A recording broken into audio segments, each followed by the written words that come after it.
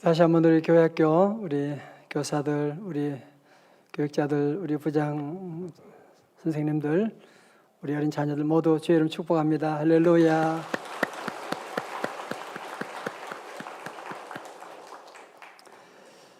영국의 구세군 지도자였던 칼라일이 한 번은 공원에서 설교를 하게 됐습니다.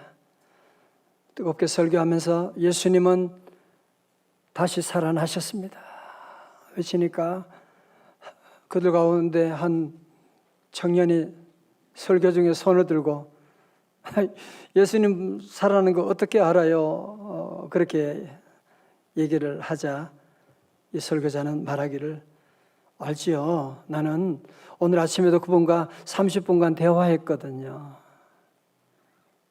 성도 여러분, 오늘 여러분 기도한다. 기도하신 분 계세요? 여러분 그러면 부활의 주님과 대화하신 거죠. 부활의 주님 만난 거잖아요. 그래서 그리스 정교회 성도들은 만나면 늘 그렇게 인사했어요. 예수님이 부활하셨습니다. 그러면 상대편에서 진실로 부활하셨습니다. 한번 노래 해보겠어요? 제가 예수님이 부활하셨습니다. 한 번 했는데 어떻게 금방 알아두시고 주님이 부활하셨습니다.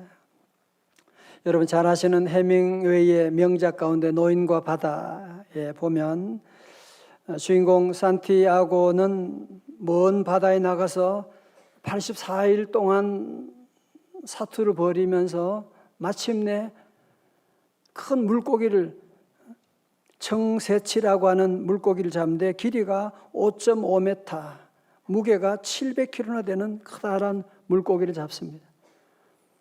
사흘 동안 사투를 벌여서 잡아서 이제 그 물고기를 끌고서 집으로 돌아올 때 얼마나 기뻤겠습니까? 근데 웬걸 돌아와서 한국에 도착해서 보니까 그 큰 물고기가 다 앙상한 뼈만 남게 된 거예요. 왜 그런가 보았더니만 이 피냄새를 맡고 상어떼들이 달려와가지고 다 뜯어먹고 말았던 것이거든요. 이 책에서 해밍웨이가 얘기하는 것이 뭡니까? 인간의 삶을 향한 열정과 투쟁, 처절한 생의 투쟁과 또 그보다 더 무서운 인생의 허물을 얘기하고 있는 것이 아니겠습니까? 오늘 우리가 읽었던 이 본문의 말씀, 베드로와 그 다른 제자들의 모습이 이 노인과 바다의 주인공과 흡사하다는 생각이 들지 않습니까? 오늘 말씀의 배경을 보면 베드로는 예루살렘에서 2번이나 부활하신 주님을 만났어요. 그럼에도 불구하고 부활하신 주님 믿어지지 않았어요. 아니 어쩌면 믿고 싶지 않았어요. 왜? 내가 그 주님께 못한 일이, 실수한 일이 너무 많기 때문에. 예수님 부활했다고 그게 나와 무슨 상관이야? 내가 먹고 사는 이거 우리 가족들의 생계는 누가 책임져? 그렇지, 옛말에 성충은 솔잎을 먹고 살아야 한다고 했는데 그러면서 그는 옛날 과거로 어부잡던 시절로 돌아가게 됩니다. 그래서 그는 제자의 모든 사명을 다 포기하고 디베라 호숫가로 갈릴리 바다로 돌아가게 된 것이지요. 3절에서 시몬 베드로가 다른 제자들에게 나는 물고기 잡으러 가노라 그러니까 아니 다른 제자들도 나도 미투 그러면서 전부 다 함께 따라서 물고기 잡으러 가게 되고 3년 만에 옛날 물고기 잡는 시절로 돌아가게 되었던 것입니다. 그런데 여러분 7 제자들이 함께 힘을 합해서 밤새도록 물고기를 잡는 거예요. 이렇게 힘을 합하고 전문가도 힘을 합하니까 얼마나 좋은 결과가 있겠어요? 아니요. 밤새도록 물고기를 잡으려고 했지만 잡은 것이 하나도 없는 이 노인과 바다에 이런 산티아고 같이 저들도 잡은 것이 아무것도 없는 텅 빈 배밖에 남지 않았던 것입니다. 5절에 말씀하시죠. 예수께서 이르시되 얘들아 영어로 children이에요. 너희에게 고기가 있느냐? 대답하되 없나이다. 사랑하는 성도 여러분, 삶에 대한 강렬한 몸부림과 허무, 이것이 노인과 바다의 주제라고 한다면 오늘 본문에 나타난 이 베드로와 제자들의 얘기도 마찬가지 아닙니까? 좀 잘 살아보려고 그렇게 몸부림쳤지만 저들이 거둔 것은 빈 배밖에 없는, 어쩌면 코로나의 이런 긴 터널을 지나면서 우리 모두도 한번 잘 살아보려고, 어떻게 하든지 한번 잘 살아보려고 얼마나 몸부림치고 나가는 우리의 모습과도 너무나 흡사하다는 생각이 들지 않습니까?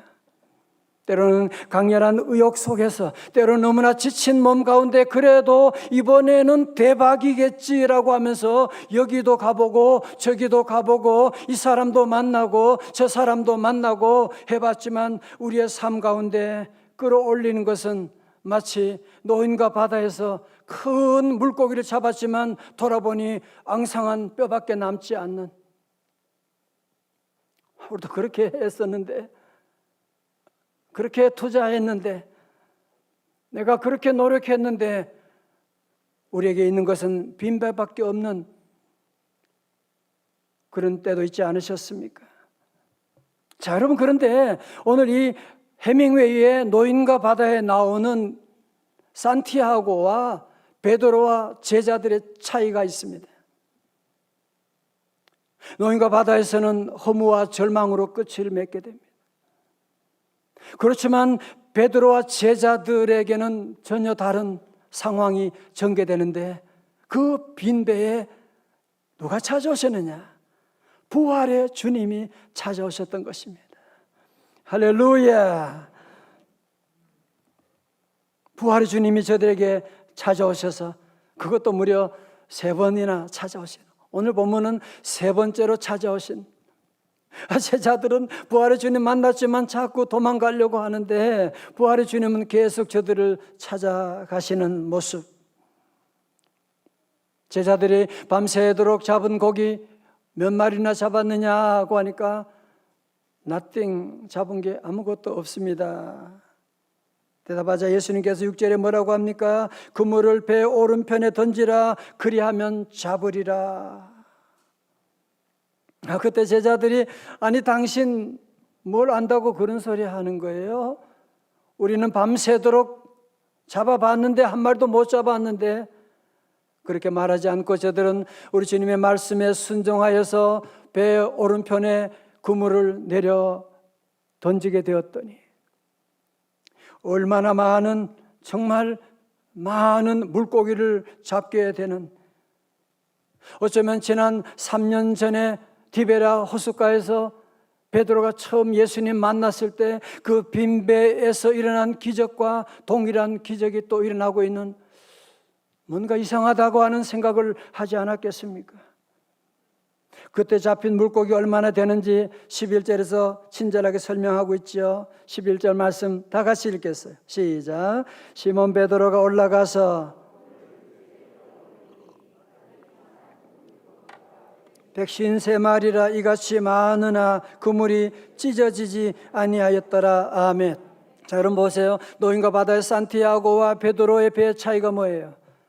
노인과 바다에서는 저들이 아무리 열심히 일했지만 그들의 그물이 찢어져 버리고 말았잖아. 그 고기도 다 앙상한 뼈밖에 남지 않게 되었잖아. 그러나 베드로가 주님과 함께해서 잡은 이 배는, 이 그물은 찢어지지 아니하였더라.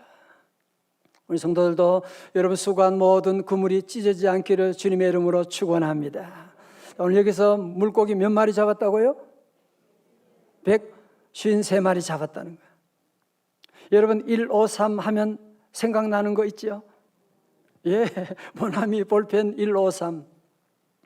1962년에 정동 제1감리교회 장로님이었던 송삼석 사장님은 회사가 부도나게 되는, 이제는 모든 거 다 이제는 덮고 빚으로 이제 인생을 포기하기 전에 마지막으로 기도원에 올라가서 하나님께 기도하는 가운데 왜 그렇게 눈물이 나오는지, 지난날 하나님 앞에서 사업한답시고 주일 예배를 빼먹고, 하나님이 주신 복이 많았지만 11조 안 하고, 바쁘다는 핑계로 기도 생활 안 하고, 생각하니까 지은 죄가 너무너무 많이 생각이 나서 밤새도록 눈물 흘리면서, 그리고 그날 예배 가운데 오늘 요한복음 21장의 말씀이 선포된 거예요. 베드로와 그들이 물고기를 잡는데 153마리를 잡게 되었다. 이 말씀을 받고 바로 이 말씀이야. 이 말씀을 레마로 나의 말씀으로 받아들이고, 그래서 모나미는 여러분이 아는 것처럼 프랑스어로 모나미는 나의 친구라는 뜻이잖아. 예수님이 나의 친구라고 하는 말이고, 153이라고 하는 것은 바로 베드로가 물고기 잡았던 153마리를 가지고 153이라고 하는 이름을 짓게 되었던 것이거든요. 사랑하는 성도 여러분, 우리가 세상을 살면서 세상에 주는 복은 찔끔찔끔 주면서도 왜 그렇게 말이 많은지 말이에요. 그러나 우리 하나님이 주시는 축복, 여러분 믿음에 순종하면서 살아갈 때 주시는 이 축복이라고 하는 것은 항상 넘치는 축복을 주시는 거예요. 요한복음 10장 10절에 도적이 온 것은 도적질하고 죽이고 멸망시키려는 것뿐이요, 다 같이요, 내가 온 것은 양으로 생명을 얻고 어떻게 더 풍성히 얻게 하려는 것이라. 할렐루야. 오늘 여러분 성도들 예배 가운데 말씀 듣고 송삼석 장로님처럼 우리 성도들도 말씀 들으면서 아멘 할렐루야 하고 이 말씀을 여러분이 듣고 믿음으로 순종하고 나가면 산티아고의 그런 복이 아니고 노인과 바다의 복이 아니라 금으로 찢어지지 않은 153의 놀라운 축복 여러분 모두에게 내려주시기를 주님의 이름으로 축원합니다. 이때 배에 타고 있던 제자 가운데 영적인 센스가 있는 요한이 저분이 주님이셔. 그러니까 행동은 누가 먼저 하느냐? 행동파 누구? 베드로가 먼저 그 말씀을 듣고 얼른 겉옷을 입고는 바다에 첨벙 뛰어내립니다. 그리고는 자기도 모르게 거의 90m 되는 그 먼 곳으로 예수님 계신 곳으로 헤엄쳐서 그곳으로 도착하고 다른 제자들은 그물을 끌고서 이제 그 주님 계신 곳으로 올라오게 되었습니다. 요한복음 21장 9절의 말씀이에요. 우리 같이 한번 읽어요. 시작. 육지에 올라보니 숯불이 있는데 그 위에 생선이 놓였고 떡도 있더라. 아멘. 자, 여러분 제자들이 육지에 올라와 보니까 예수님이 거기 계시고 숯불을 피워놓고 그 위에 생선을 굽고 계시는, 이게 뭐예요? 생선 바베큐. 그리고 떡도 주님이 다 준비해 놓으시고 마치 어머니처럼 지금 춥고 배고프고 떨고 있는 저들에게 이렇게 맛있는 아침 식사 조반을 차려 놓으셨던 것입니다. 여러분, 그러니까 이 베드로의 배신 후에 예수님 부활의 주님을 세 번째 만남이 어떻게 이루어지느냐 하면 예수님은 깊은 자괴감 가운데 빠져 있는 제자들을 책망하지 않으시고 도리어 저들 위해서 생선 바베큐와 떡으로 저들에게 맛있는 아침 만찬을 준비해 놓으셨던 것입니다. 여러분, 예수님과 제자들이 이 아침 식사를 하고 베드로에게 예수님께서 내 어린 양을 먹이라고 하신 그곳에 4세기경에 세워진 교회가 있어요. 그 교회가 바로 베드로 수위권 교회라고 해요. 갈릴리 바다 옆에 세워졌는데 아주 자그마한 교회예요.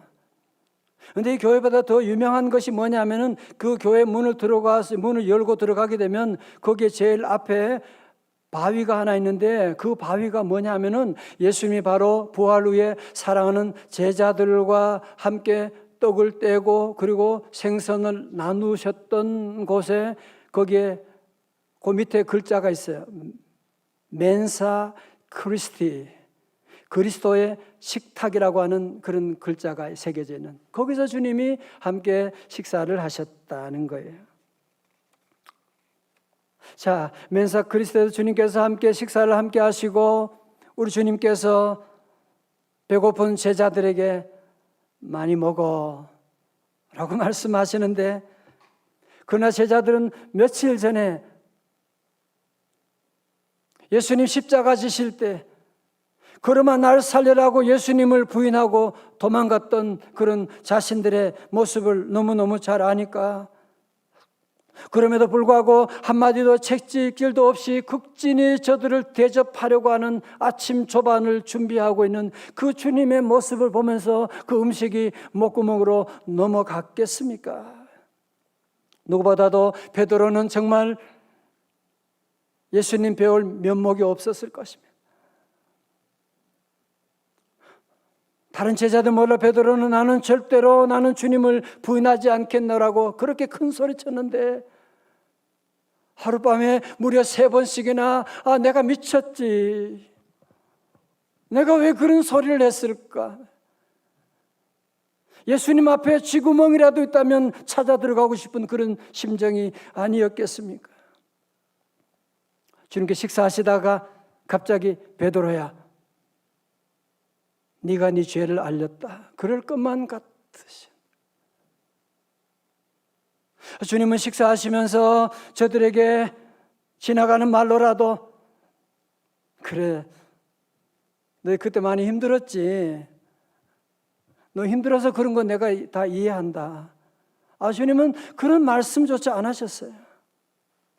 우리 주님은 맨사 크리스티 주님의 식탁에서 저들과 함께 조반을 드신 후에 우리 주님이 하신 말씀이 뭐예요? 그것이 바로 15절에 나오고 있습니다. 그들이 조반 먹은 후에 예수께서 시몬 베드로에게 이르시되 요한의 아들 시몬아, 아니 느닷없이 주님이 베드로야 베드로 그러더니만 오늘 여기서 왜 요한의 아들 시몬아, 3년 전에 디베랴 호숫가에서 부르던 그 이름을 부르시는 겁니까? 왜냐하면 너는 반석이라고 하는 베드로하고 하는 그런 이름이 어울리지 않아서가 아니고, 우리 주님은 다시 원점으로 돌아가서 베드로의 모든 과거를 다 지워버리고 새롭게 출발하자고 하는 강력한 메시지가 아니었겠습니까? 그리고 주님은 말씀하십니다. 네가 이 사람들보다 나를 더 사랑하느냐 하시니, 그리고 내 어린 양을 먹이라. 성도 여러분, 들어보세요. 우리 주님이 왜 이런 말씀하실까요? 네가 왜 나를 더 사랑하느냐 얘기하는 거예요? 무슨 베드로의 사랑 고백을 듣고 싶어서 그런가요? 아니지요. 여러분은 사랑하는 사람에게 여보 당신 나 사랑해, 언제 그 얘기해요? 안 해보셨나요? 꼴 보기 싫을 때 그런 말 안 하지요. 내가 사랑할 때 그 말 하는 거잖아. 우리 예수님은 배신자, 주님이 얼마나 사랑했는데 주님을 배신한 저들임에도 불구하고 내가 너를 사랑한다고, 그것 한 번도 아니고 무려 3번씩이나 사랑을 고백하시면서, 사랑 고백하는 것만이 아니라 주님은 저들에게 내 어린 양을 먹이라고, 우리 주님은 베드로의 과거를 들추지 않으시고 책망하지 않으시고 도리어 그에게 미래를 향하여 문을 열어주시면서 새로운 목양의 사명을 그에게 맡겨주셨다고 하는 사실입니다.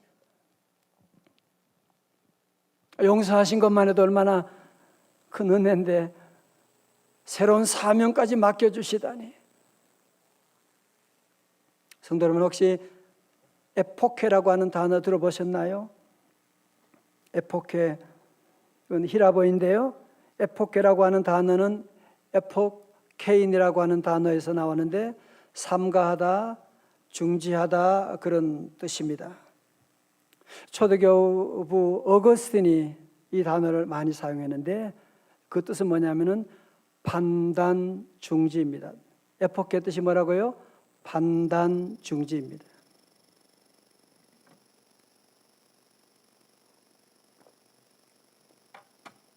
여러분, 사실 우리는 대부분 우리들은 사람들 만나자 말자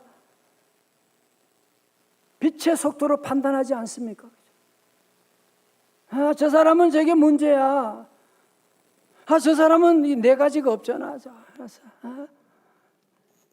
아니, 말 섞어보지도 않고 우리는 보자마자 우리는 딱 판단이 서버리는 거야.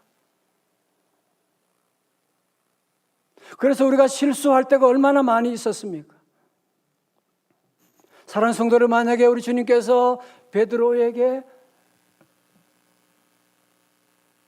그의 과거를 기준으로 주님이 베드로에게 한마디 판단하시고 지적하시고 그의 과거의 잘못된 행동을 비난했다고 한다면 아마 베드로는 가룟 유다의 뒤를 이어서 극단적인 선택을 했을지 모릅니다. 여러분, 그러나 우리 주님은 베드로를 보시면서 과거에 대한 얘기를, 과거의 잘못을 지적하지 않으시고 과거를 기준으로 판단하지 않으시고 애폭해하시고 판단 중지하시고 도리어 미래를 향하여서 그에게 새로운 사명을 주시는, 여러분, 우리 주님은 애폭해하시는 분이십니다. 판단 중지하신 분이에요. 여러분, 이런 맥락에서 본다면, 여러분 성경에 보면, 복음서에서 보면 우리 주님은 베드로만이 아니라 모든 제자들에게 그런 거 아십니까? 세리 삭개오도 그의 과거가 얼마나 매국노와 같은 짓을 했음에도 불구하고 예수님을 만나는 순간에 주님은 애폭해하시고 새로운 미래를 향하여 38년 된 병자, 12의 혈루병 환자, 아무리 과거가 아프고 과거가 부끄러워도 주님 만나면 그 순간에 애폭해 하시는 거예요. 여러분, 사도 바울 살인자였죠. 사도 바울 예수님을 믿는 사람 박해하는 일에 앞장섰던 그런 사람임에도 불구하고 부활의 주님 만난 다음에 주님은 그에게 애폭해 하시고 판단 중지하시고 그에게 놀라운 선교의 사명을 맡겨주신 거 아닙니까? 지난주 말씀드렸던 기생 라합, 정확히 번역하면 장녀예요. 그녀의 과거가 너무 부끄러운, 그럼에도 불구하고 예수 그리스도의 붉은 줄을 내리게 되니까 우리 주님은 애폭해 하시고 판단 중지하시고 그의 삶을 통하여 예수님의 왕의 족보에까지 오르는 놀라운 복이 시작된 것이 아니겠습니까? 할렐루야. 목사님, 저도 마찬가지죠. 저도 살면서 얼마나 실수 많이 하고 얼마나 부끄러운 일이 많은지 몰라요. 그럴 때마다 제일 먼저 마귀 사탄은 저를 찾아와서 저를 정죄합니다. 판단합니다. 네가 목사냐? 네가 그래놓고 설교하냐? 그때 우리 주님은 저를 찾아오셔서 애폭해 하시면서 마치 제 과거를 주님은 아무것도 모르는 것처럼 복귀하시고, 야, 신 목사, 나의 사랑, 나의 어여쁜 자야, 일어나서 함께 가자. 주님이 저를 불러주셔서 오늘까지 저도 이곳에 이 사명을 감당할 수 있는 것이거든요. 사랑하는 성도 여러분, 우리 주님은 베드로만이 아니라 저만이 아니라 오늘 여러분 한 분 한 분 주님의 사랑으로 애폭해 하시는 분이십니다. 여러분은 아마 다 자꾸 과거를 기억할 거예요. 그러나 우리 주님은 과거를 기억하고 과거를 판단하시는 것이 아니라 오늘 부활의 주님은 새롭게 우리를 보시고 새로운 미래를 우리에게 열어주시는 분. 그래서 우리가 잘 아는 말씀, 고린도후서 5장 17절 말씀 있죠. 다 같이요, 시작. 그런즉 누구든지 그리스도 안에 있으면 뭐예요? 새로운 피조물이라. 이전 것은 지나갔으니 보라, 새 것이 되었도다. 다 같이 아멘. 여러분, 주님 안에서 우리는 새로운 피조물입니다. 믿으시면 아멘. New creation. 보라, 제발 좀 보세요. 좀 과거만 보지 마시고 과거의 실수만 자꾸 지적하고 생각하지 마시고, 과거의 상처만 자꾸 생각하지 마시고, 보라, 우리 모두가 새롭게 하나님 우리를 만들어주신 새 것이 되었도다고 말씀하고 있는데, 그래서 우리 성도들은 절대로 과거를 기준으로, 그게 마귀 작전이에요. 더 이상 우리는 과거를 기준으로 나를 판단하면 안 돼. 포기하셔야 돼. 더 이상 우리는 이 사단의 거울을 통해서 자꾸 과거의 나를 비추어 가지고 나를 정죄하는 것이 아니라, 이제부터 우리 주님, 포기하시는 주님, 미래를 새롭게 열어가시는 부활의 주님의 거울을 우리가 바라보고 새로운 미래로 향해서 나아가야 하지 않겠습니까? 그리고 오늘 부활주일에 주님의 이 에포케를 받은 우리 성도들은 여러분 사랑하는 가족들에게, 여러분 만난 회사 분들에게, 친척들에게, 여러분 모두 이제는 에포케 이 거울을 방사 실천해야 하지 않겠습니까? 제가 기도하는 가운데 이 에포케의 세 가지 원칙을 정리해 보았는데요. 첫 번째로, 과거로 미래를 판단하지 않는다. 둘째로, 겉모습으로, 외모로 내면을 판단하지 않는다.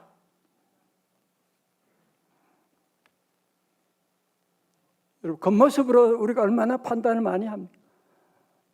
그 안에 얼마나 아픔이 있는지, 어떤 어려움인지 모르면서 우리는 겉모습만 보면 그냥 번개같이 판단해버리는 거야. 그냥 이제 포기하셔야 됩니다. 세 번째로, 내 경험으로 남의 삶을 판단하지 않는다. 사람마다 다 다른 거예요. 1000명이면 10,000명이면 모두 인생이 다 다른 것인데, 내 기준으로 다른 사람의 삶을 함부로 판단할 때가 얼마나 많았습니까? 오늘 우리 대한민국을 한마디로 정의한다면 온갖 비난과 정죄와 저주가 난무하는 세상. 적어도 부활 신앙을 가진 저와 여러분들만이라도 이제는 포기하시고 정죄하고 비난하지 말고, 우리만이라도 우리가 믿음으로 다시 한번 새롭게 포기하시고 새로운 사랑으로 미래를 향하여 함께 나아가야 하지 않겠습니까? 우리가 세워진 이 풍동, 고양시 풍동에 이렇게 아름다운 벚꽃, 개나리꽃이 피어있는, 저는 늘 부활절에만 말씀드리지만 겨울철에 모두가 죽은 나무 다 죽은 것 같았는데, 봄이 되니까 개나리꽃, 벚꽃, 진달래꽃 하면서 꽃이 활짝 피어가지고 뭘 얘기하는 거예요? 우리 주님이 부활의 메시지를 우리에게, 부활을 시범적으로 우리에게 보여주고 있지 않습니까? 저는 지난 주간 기도하면서 하나님께서 우리 교회 성도들에게 2021년 부활절은 그냥 기념하는 절기가 아니고, 2021년은 우리 성도들 모두 포기하셔가지고 여러분의 삶의 새로운 전환점을, 터닝 포인트를 만드는 우리 성도들 다 되게 하여 주옵소서. 이제 코로나, 언제까지 코로나 우리가 핑계대야 되겠습니까? 그동안 여러분 정말 수고 많으셨습니다. 무엇보다도 우리 성도들은 이 에포케를 여러 가지 어려움 가운데 실수하고 넘어졌던, 정말 다른 사람 모르지만 나는 아는 부끄러운 죄를 저질렀던 나였지만, 여러분 안에 있는, 내 안에 있는 나를 용서해 주시고, 여러분이 여러분 자신을 비난하지 말고, 여러분은 자꾸 여러분이 과거의 아픔 가운데 열등감으로 판단하는 판단 중지하시고, 그리고 이제 우리 모두 우리 주변에 나가서 부활의 주님과 함께 새로운 미래를 함께 열어가야 하지 않겠습니까? 성도 여러분, 우리 조상들이 일본 강점기에서 해방되었을 때 얼마나 좋았을까요? 그죠? 물론 해방일은 하루였지만 해방의 기쁨은 하루로 끝나는 것 아니잖아요. 매일매일 아마 자다가도 대한민국 만세 그러고 막 울었을 것 같아요. 그죠? 마찬가지입니다. 부활절은 오늘로 끝나는 게 아닙니다. 오늘 행사 끝나고 내년 부활절까지 기다리는 것이 아닙니다. 부활절은 현재 진행형입니다. 우리가 날마다 부활의 놀라운 기쁨을 여러분 회복하는 성도들 다 되시기를 주님의 이름으로 축원합니다. 우리 성도들은 앞날의 삶 가운데 마귀가 항상 정죄하는, 마귀의 별명이 어큐저잖아요. 늘 마귀는 여러분의 과거를 가지고 항상 정죄하는, 판단하는, 우리 성도들은 부활의 주님, 나 같은 죄인 향해서 애폭해 하셨는데 그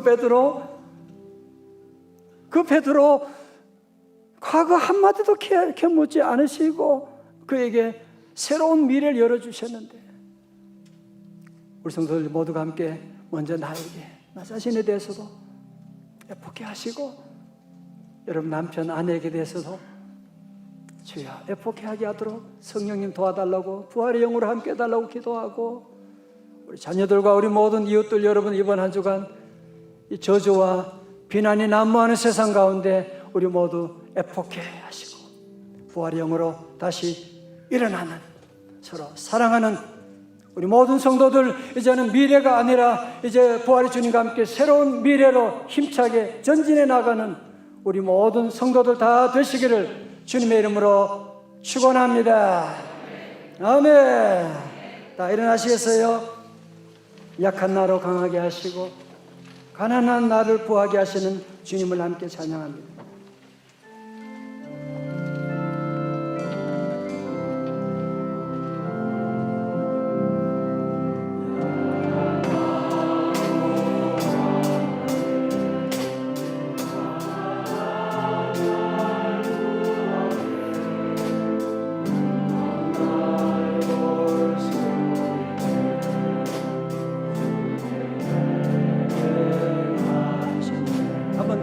약한 나로 강하게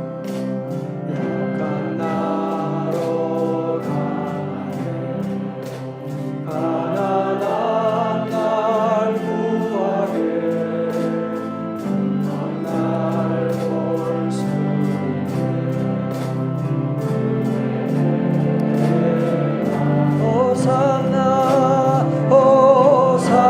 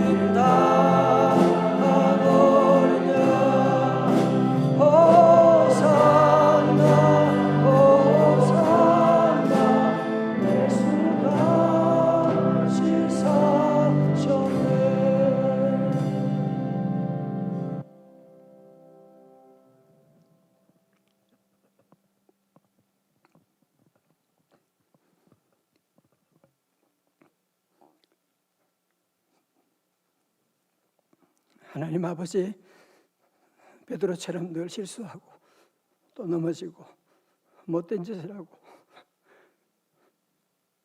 그러면 주님은 우리를 사랑하시고 오늘도 애폭해 주시고 다시 시작하자고, 다시 미래를 향해 나가자고 우리를 초대해 주신 하나님 감사합니다. 하나님, 우리의 못된 판단하고 정죄하는 습관 버리게 하시고 살아가는 나 자신에게도 이웃에게도 우리 가족들에게도 오늘 부활절 이후로 새롭게 부활의 신앙으로 에포케하고 판단 중재하고 새로운 부활의 삶으로 부활이 과거가 아니라 현재 진행형 다 되게 하여 주시옵소서. 예수님 이름으로 기도드리옵나이다. 아멘.